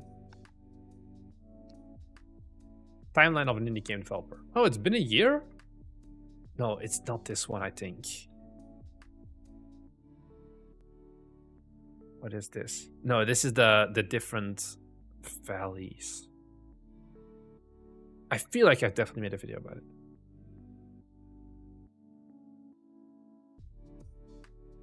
I think we've gotten some good ideas, guys. I would like to thank you all for your support in giving me ideas. This is gonna give me some stuff to work with. Make a podcast with successful game developers. I don't think that's gonna happen yet. Did you try to ask ChatGPT? My dude, ChatGPT has the worst possible ideas for YouTube videos. I don't think it has ever given me a good like start to finish idea. Most of I'm gonna spill the beans for you. Most of these videos are kinda stolen. What do I mean by this? Like stolen? I think a lot of the videos are like taken from like other YouTubers in different niches. This is my favorite thing, honestly. Or like I've also stolen videos, not stolen, like ideas from like pottery YouTubers and things like that. Wait. What was it? How I would. I think it's gonna be in here. If I just look how I would. No. He has like a whole bunch of videos that performed really well of like how I would do XYZ in 2025. So yeah. Oh, the YouTube inspiration tab. You want to see that? It's horrible. It's called Trends now, apparently. This is what it suggests to me. NVIDIA graphics card tier list. That is not a Bite Me Games video. What is like this stuff? Like, this is AAA gaming. This is regular tech. This is... Oh, the Idris is out. That's pretty cool. Cellular news is garbage. This is some stream from Roblox. And this is a Game Ranks video. None of these ideas are great. Let's look up indie game dev. Very high interest from your viewers, to be expected. What people are watching. Best advice for starting. Marketing is not why most games fail. I feel like this could... the problem is I could easily copy paste this video. I just don't want to do it because Eastshade is a homie who watches us sometimes. And he has a way more eloquent way of saying it than I could ever do. How much money do I make as a game dev? What are people watching indie game dev? Oh, I didn't want to click on it. I don't want to watch it. I spent 2 years, okay. Makes sense. Beginners. Game dev secrets. 3.8 million views. 1.4. Jesus Christ, what is this guy doing? Oh, it's this guy. The game dev secret you didn't know. Wow, he is popular. He is just all on shorts. I can't open shorts because I'm using the extension. It's so much shorts. Can I sort by videos? Yeah. We've made this video. This is not something. Wait, did he steal? Was this the original? Or did Thomas Brush? Who stole this? This is a yoinked video. I think it's from Cam Stoker. Oh no, Cam Stoker is older, I think.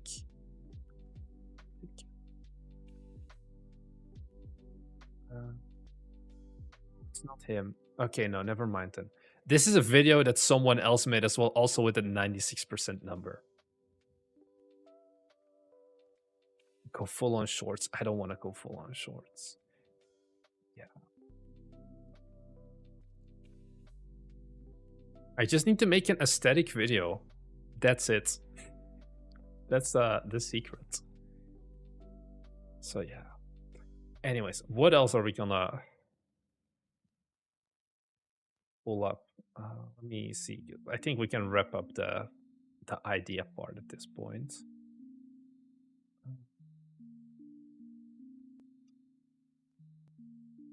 What do you guys want? Let's give it another half hour, and then I'm gonna wrap it up. GDC, I've actually done videos from as well, or like some of their topics. Let's clean up some of these tabs. People click on dodgy statistics videos. Yeah.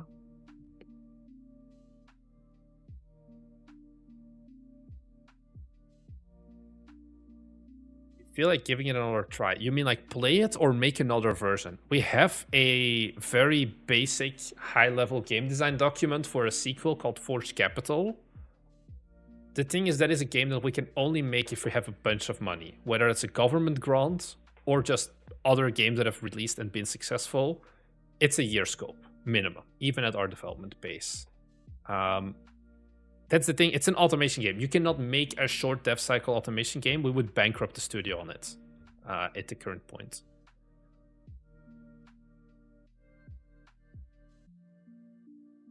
You cannot make an automation game in a short point of time. It's an oxymoron, a short automation game, because the whole reason why people play automation games is because of how deep it is. Applying for grants to help fund your game. That's a Patreon video already. Would be a cool video. This is all. I do not want to make a video. This game bankrupted my studio.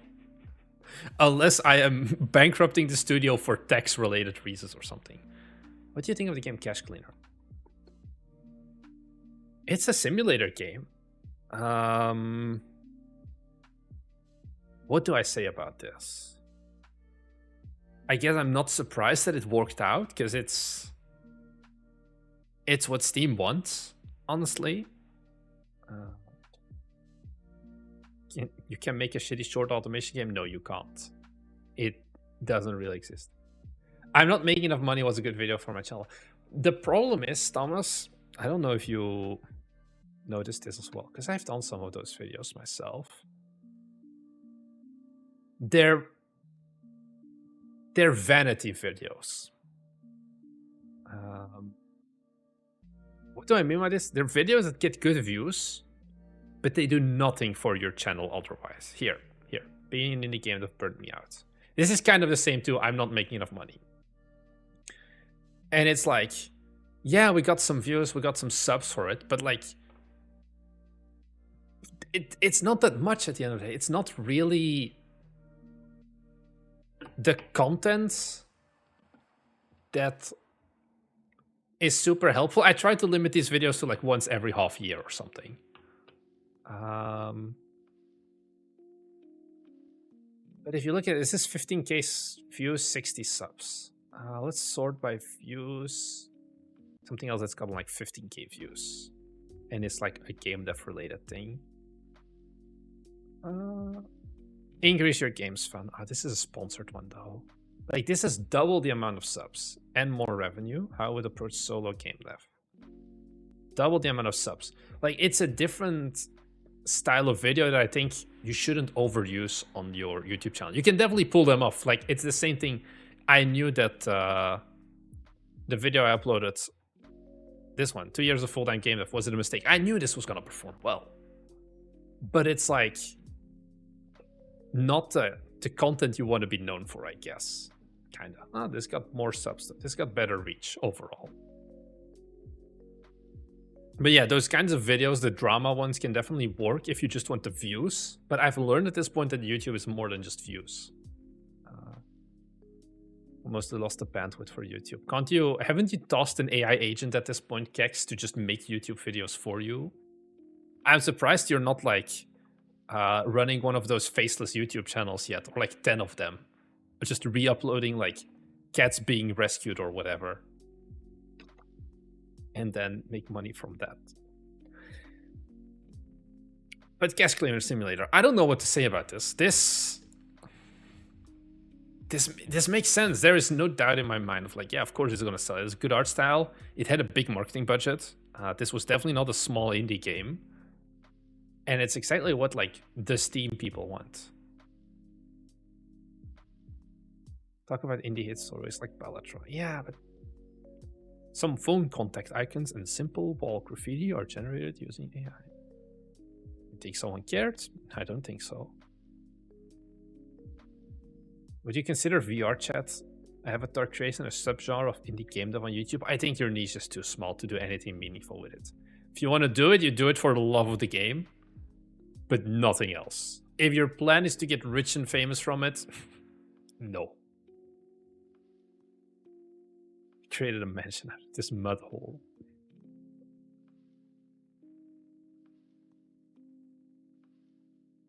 They have, what is point shop items? Oh, you can buy like the backgrounds. I wish I couldn't, like, you need to have like some success to get this stuff, because I have so many Steam points because I buy all of our Steam store credits on like my account, and every store credit is like 12,000 or something of the points that I will never end up using.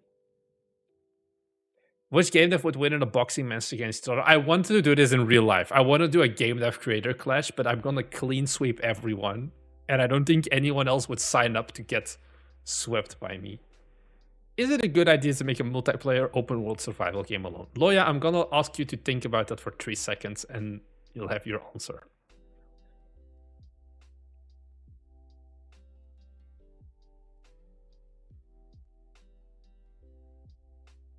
You've seen the new Reddit meta posting about here's my old AI capsule versus... I have not seen that one. No, Damien. Only successful game dev YouTubers. I wanna get like Jason Wyman, God rest his soul. A Code Monkey would probably clean sweep my ass though. Yeah, he's a problem.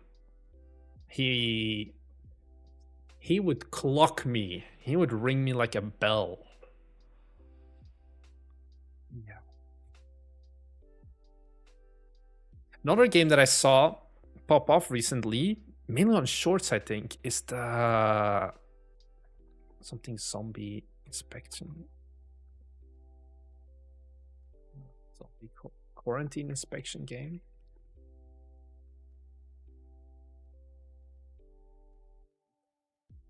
This one? Quarantine Zone? Yeah, it's this one. Oh, this one isn't even out yet? This one has had amazing content creator coverage, I feel. But they don't even have a demo. That surprises me. Because this is basically contraband. 440,000 wish lists.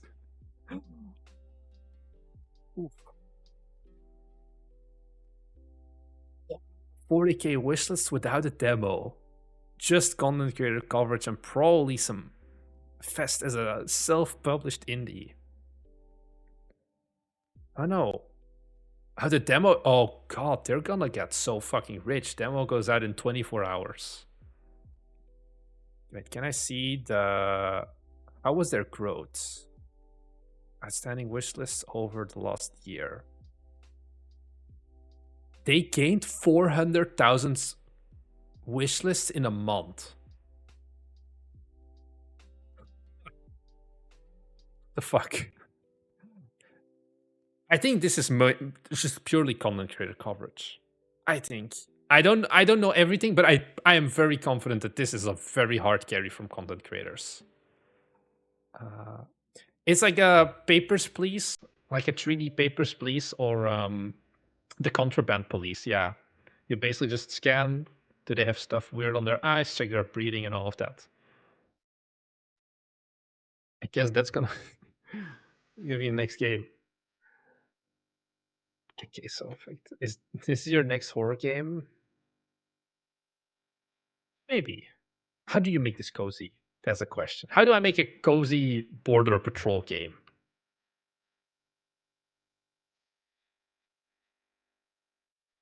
Yeah, I didn't know there wasn't a demo for this. I thought it was like a demo and then some content creators covered this, but clearly not.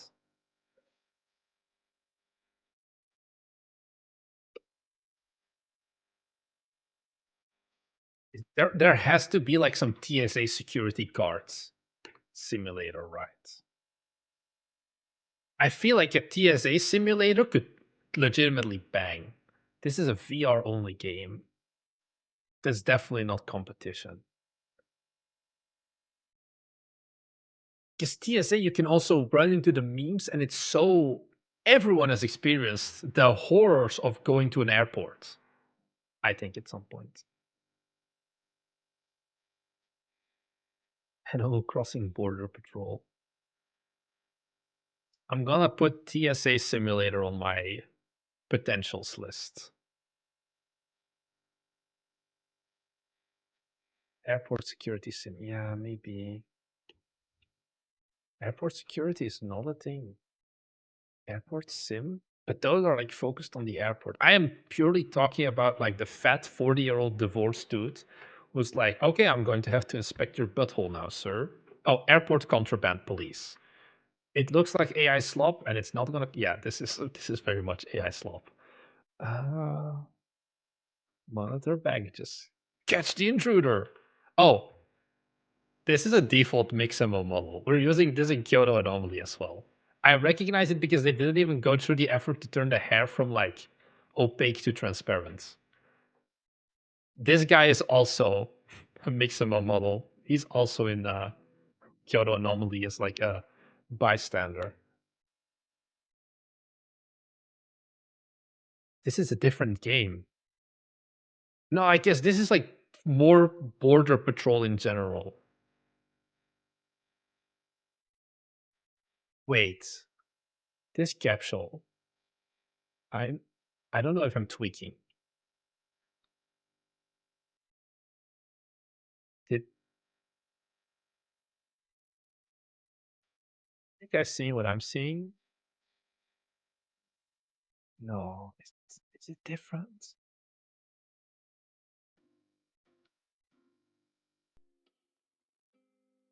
I feel like they dead ass. Wow, they just ripped like this capsule's airport and then they remade the contraband police and just pasted it on top of each other.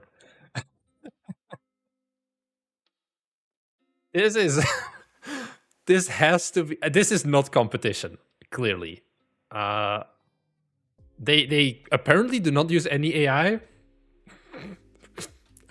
I very highly doubt this. How many wish lists do they have? I feel like it's not going to be anything. Airport contraband. What was it? Yeah, airport contraband. Oh, there's also an airport contraband stand. 2.5k. Okay, we're making a contraband simulator next. Oh, God, why do they all have these uninspired capsules? What is this environment as well? How many wish lists does this have? I'm gonna cry. 50k. No demo? Just devlog? Yeah, okay, no, we have to make this. I feel like this is gonna be the next meta if you want to go fast. Yeah, make job simulators is indeed the one. That's what we're going for with our next game. So, or like one of them at least. I guess I found the project I'm gonna dump onto Thomas if he if we end up canceling Artifacts of the Condemned, because this is just gonna sell better, I feel.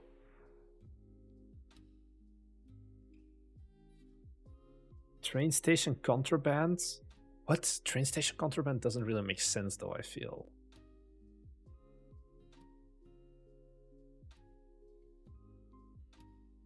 Oh, airport x-ray simulator. This is just hidden object. It's, oh no, it is first person. God damn it, it already exists. It literally, wait, no, it's just on discount now. It came out in early access in December.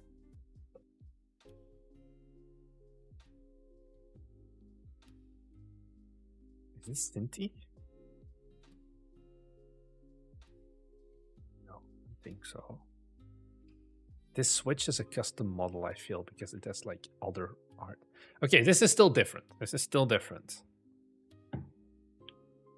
Antwerp Port contraband. You could get money for that. I'll just ask some of the local drug gangs if they want a game made about them. I feel like TSA simulator is still in the cards. This is kind of different. I want the person interactions as well. Yeah, like put them through the different scanner, the metal detector, then have the wavy thing, and then like put them to the sides. I'll tell them, please take off your shoes and go through the door, like through the scanner again, and then you can upgrade your scanner. Yeah.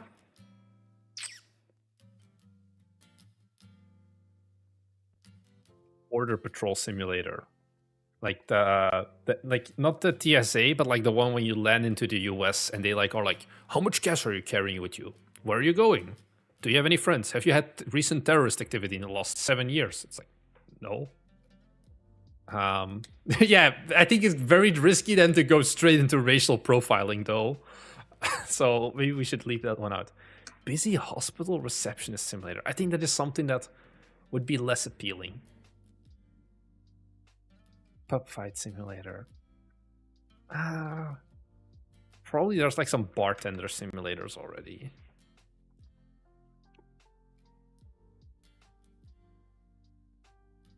Become the bartender. Oh, Game Parrick. I am not surprised it's a Game Parrick game. Come on. Are we gonna load Steam? Chop the limes.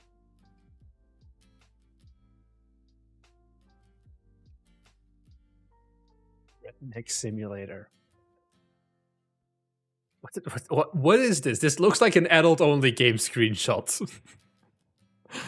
They also should have cakes for a different game, different drink, I feel. We were about to make one. Yeah, there definitely are. I think this one is less interesting. ASMR food experience coming soon. Lake Resort Flipper. There are definitely some weird games. Can you make a video of protecting yourself against pirating and fraud? You just have to accept it. Everything is gonna get pirated. There is nothing you as a poor little indie can do. Oof. Exit 8 is on discount. I don't know if that's good or bad. How much is Exit 8 now? Okay, it's just 20% off. It's fine. No worries. Are there any other cool games? Rot. There was some drama about the developer. Again, that's it. Surveillance officer.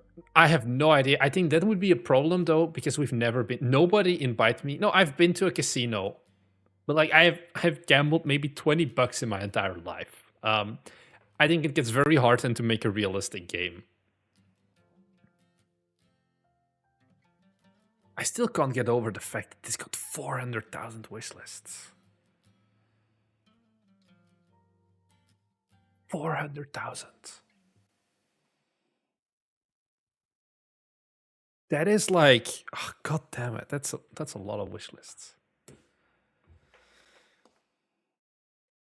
What if 500k with Seal Clubbing? Seal Clubbing Simulator is still on the list, maybe. Who knows? If TSA Simulator doesn't get it, is this a solo dev? I don't know if this is a solo dev. I don't know. I don't think so, because they are Brigada games.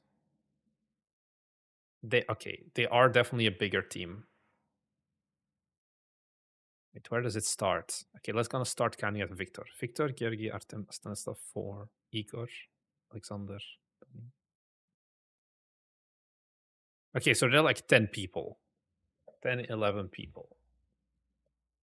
And they're hiring more. The wish lists are pretty accurate if you're looking at that large amount of number, basically. If it's like sub 1000, it's not super accurate, but once it goes to a certain level, it's pretty spot on. And honestly, it doesn't really matter if it's like 420 or 430,000.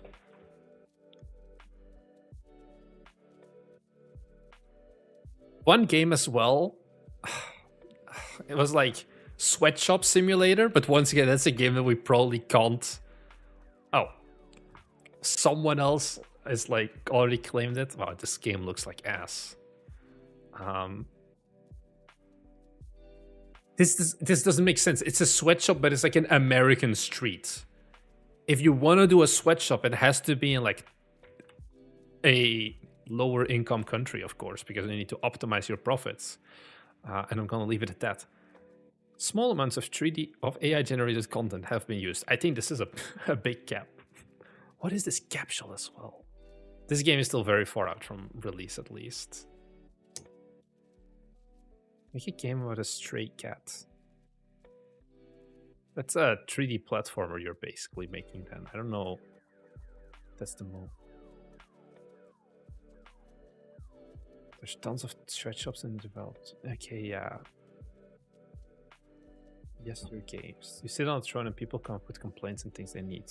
Yes, your race. Oh, they even have 2 versions. It does feel like you sit on a throne and then plan. Sweatshop Simulator in Wakanda. I don't know if that's a good hook, but yeah. Okay, I don't want to keep brainstorming, prototyping ideas and all of that, guys. How do we wrap this up? I kind of want to get to making myself dinner soon because I still haven't eaten and it's like 7:20 right now. Yeah, it's like, what can we get the assets for, basically, as well, Puppet?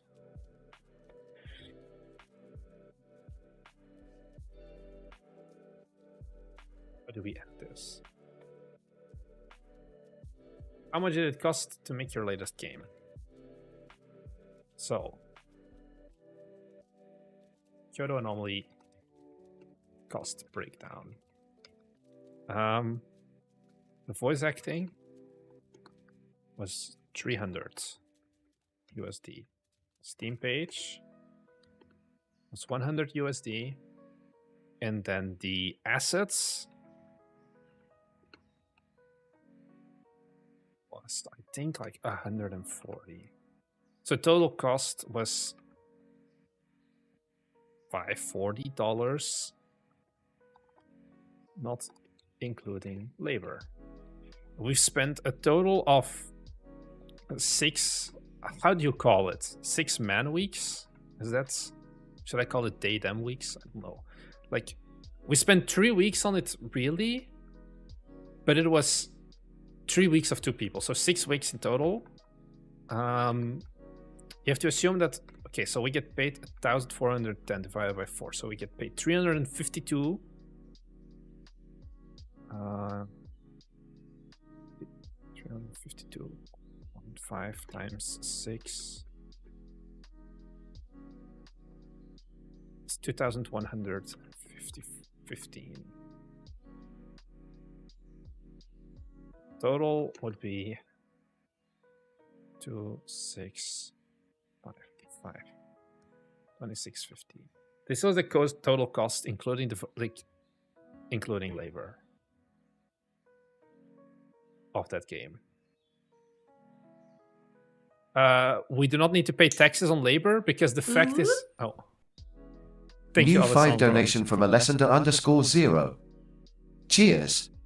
The reason we get paid so little is because this is the lowest number you can go, basically, without having to pay tax, but still then be included in the Belgian social security system.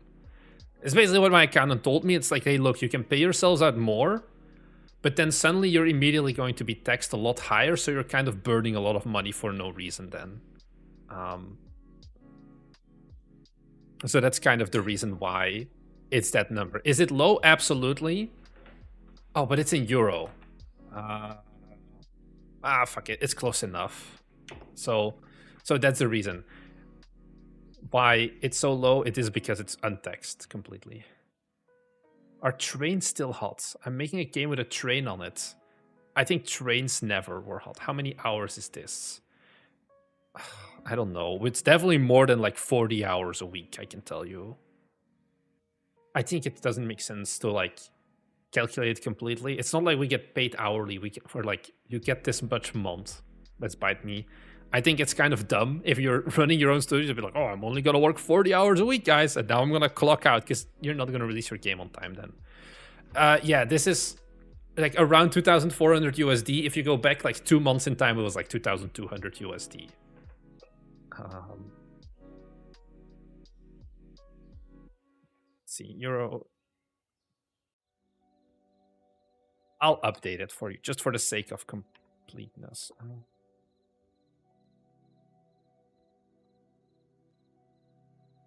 The other way. God damn it. The dollar is tanking. Oh no, it's getting better actually. 2,400.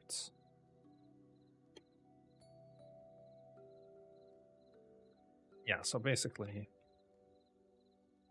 we make 3,000 gross. No, 3,000 net. We're break even. Everything included. Are we gonna hit that? Not with 700 wishlist, I can tell you that. I don't know how close we are, how far we are. We're definitely gonna recoup the actual cash that we put into the project, I think, though. Also, like the Steam page, we should probably be big. What figure did you use to guesstimate your labor costs? It's how much that we pay per month to like each individually. We've worked on other projects as well. You're never gonna get a perfect number, but 1 month of me costs the company 1,410 euros. 700 wishlist is not a lot at all. How's the conversion from wishlist to sales, generally speaking, like 10%? Unicycle pizza time is better. That's like above average is 20%. I would go for like 7 to 10%. So if you look at that then, oh god, we're gonna get guys, we shouldn't calculate this. I'm gonna cry. So let's assume 7%. That's 49 sales.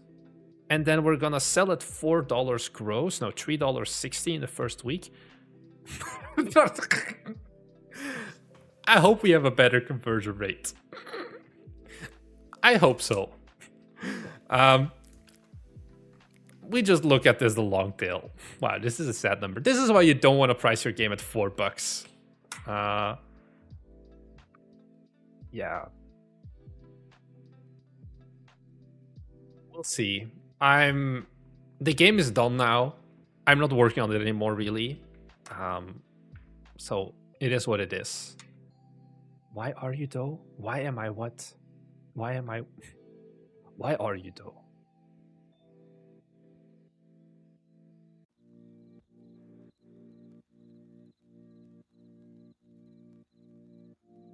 What's the price should be on average? It should be between $3 and $5 basically. So how do we come to the price? We look at how much does the Exit 8 cost? It costs €4. How much does Cabin Factory cost? €3. This is not on discount. How much does Dolmare cost? This is on discount. It's normally 5 base price. Overtime Anomaly is priced at 6. We felt like we could do it because it was a bigger game. The most expensive Anomaly game that I've seen is Chilla's Arts Shinkansen Zero, which is $7 basically. The only reason they can get away with it is because they're Chilla's Arts, and a lot of the negative reviews just state like, yeah, this is too expensive of a game for what it is. Yeah, I know Witcher 3. You can buy Witcher 3 for less right now than our game when it comes out, which is also a problem. You're not just competing with the games releasing today. You're releasing with the games released 10 years ago. The Stairway 7. I don't know that one. Wow, that's an expensive one. Very positive, though. Ah, they have the cat as well. Come on, Steam, are you gonna load? Oh, you bundled with them. Steam does not want to load, though. I'll just look at this. You did bundle with them. Have you had a lot of bundle sales that you could see?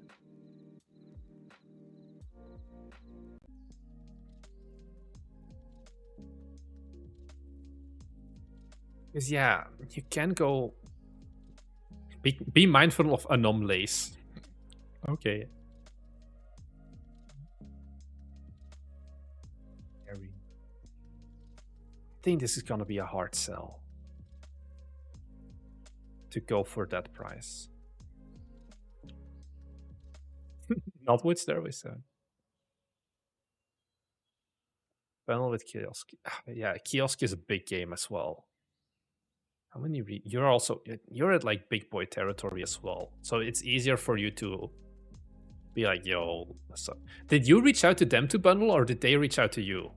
I guess is the question as well.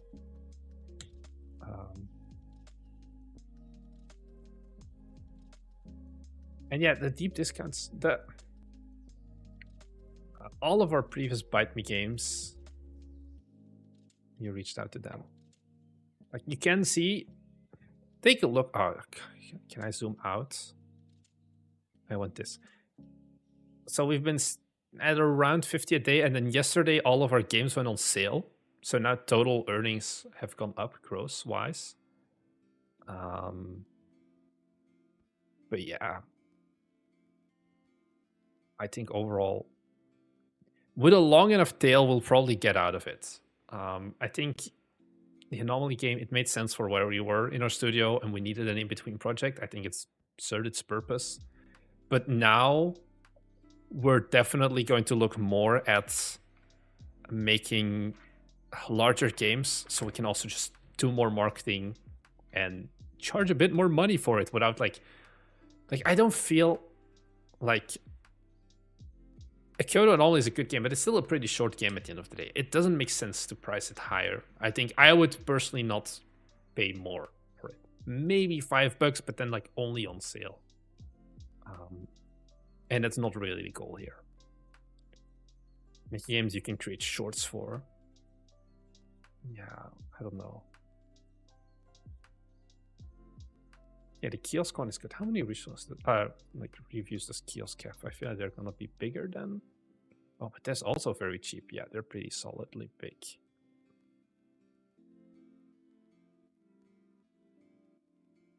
Fehor, Once Upon a Mind, a little too friendly.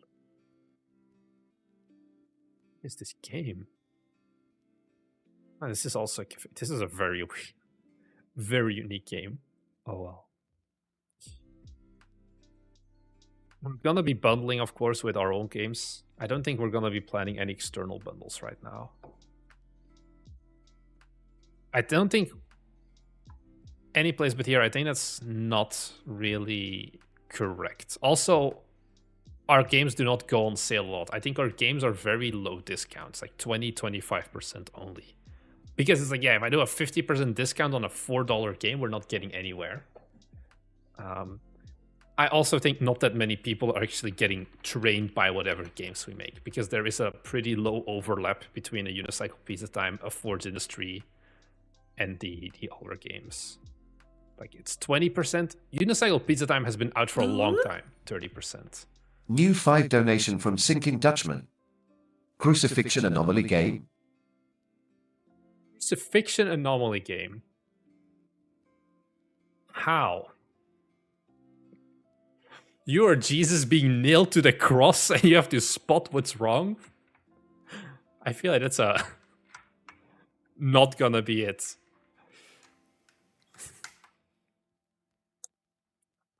Yeah. Guys, it's been a pleasure being with you guys all here. Please tune in next week. Oh, I feel like or for most people have the money to pay for games or they care. No, you're one of the onlookers or soldiers. Who do you want to raid? I don't want to raid anyone. We're on YouTube. There's no raiding on YouTube, if that's what you mean. This was the second Lost Chill Hangout stream. Please tune in next week at 4 p.m. No, a little bit early. Whatever. I'll schedule it at some point. I'm going to do one more stream. That is still going to be in Belgium. Basically, I'm going to release over Kyoto Anomaly, and then 12 hours later, I'm hopping on a flight. But I still wanted to release... I'm going to release this game live with you guys. We're going to press... One moment. Press charges. We're not going to press charges. We're going to press a juicy green button all together. I just need to make sure. We're going to press this. Ooh. Ooh. Am I going to click it? We'll see next week, Monday, the 26th. Be there. We'll talk a bit more about Kyoto Anomaly development and whatever, if that's something you're interested in. And maybe by then we'll also have decided what we're going to do with Artifacts of the Condemned. Are we going to make TSA Security Simulator? We'll see. Thanks everyone for having tuned in. I hope it was enjoyable. Of course, you can head into the Discord if you want to go further. And yeah, I'll see you guys in the next one. Bye!